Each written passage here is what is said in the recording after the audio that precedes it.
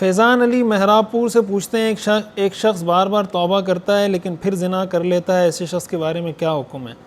دیکھیں، توبہ تو بار بار کرنی چاہیے. اگر گناہ بار بار ہوتا ہے تو توبہ بھی بار بار کرنی چاہیے، اور توبہ کے ساتھ ساتھ جو اسباب ہیں وہ بھی اختیار کرنے چاہیے. اگر جیسے آپ نے لکھا ہے تو آپ کوشش کریں، نکاح کرنے کی کوشش کریں، شادی کی کوشش کریں.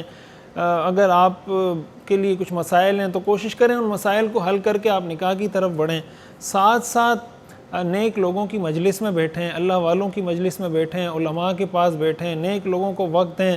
آپ کی گیدرنگ میں، آپ کے آس پاس اگر ایسی کوئی آپ کی کمپنی، آپ کے دوست یار ایسے ہیں جو بیہودہ گفتگو کرتے ہیں، بیہودہ حرکتیں کرتے ہیں، یا لڑکیوں کے ساتھ ان کی گپ شپ چل رہی ہوتی ہے، کوئی اس طرح کی حرکتیں وہ کرتے ہیں، آپ اس گیدرنگ کو چھوڑیں.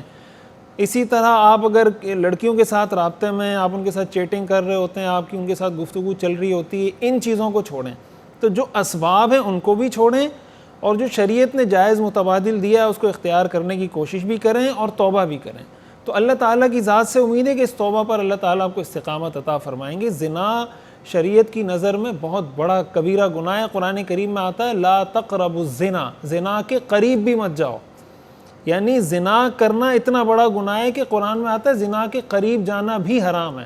تو جب زنا کے قریب جانا حرام ہے تو زنا کتنا بڑا گناہ ہوگا. اور پھر شریعت میں اس کے لیے جو سزا متعین کی گئی ہے، جو اس کے لیے کوڑے اور جو حد متعین کی گئی ہے، اس سے پتہ چلتا ہے کہ اس سے معاشرہ کتنا ڈس آرڈر کا شکار ہوتا ہے. جس معاشرے میں زنا عام ہوتا ہے اس سے خاندان کتنے متاثر ہوتے ہیں، اس سے عزتیں کتنی متاثر ہوتی ہیں. لیکن بہرحال اگر یہ گناہ ہو جائے تو انسان اگر گناہ نہیں چھوڑتا تو اس کو کم از کم توبہ نہیں چھوڑنی چاہیے. شرم انسان کو اس بات سے آنی چاہیے کہ میں بار بار گناہ کر رہا ہوں.